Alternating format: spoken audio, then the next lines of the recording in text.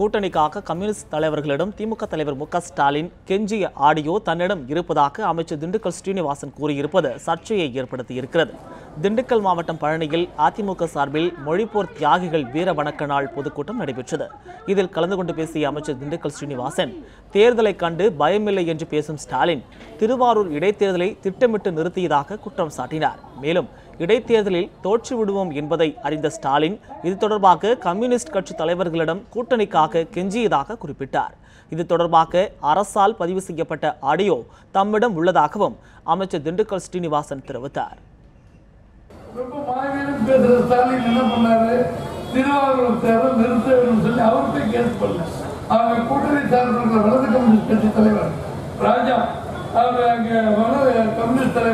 அவரை வச்சு அங்கே கேஸ் போட்டு சுப்ரீம் கோர்ட்ல வாதாடி இவர் ஒரு நாளைக்கு 4 தடவை 5 தடவை ஐயா விட்டுறாதீங்க, தேர்தல் வந்துடக்கூடாது, எங்க அப்பா காலத்துல எப்படி ஜெயிச்சுட்டோம், இப்ப தோத்து போயிட்டா பெரிய கேமம், நான் கட்சியை நடத்த முடியாது, நான் தான் தலைவர் முதல் தேர்தல் அப்படின்னு குழப்பி இருக்கேன். டேப்லாம் எடுத்து வச்சிருக்காங்க அரசாங்கத்துல. ஸ்டாலின் யாரு கூட பேசினாரு. அதனால அது கிடைக்கல வச்சு தேர்தல் நிறுத்துறாங்க.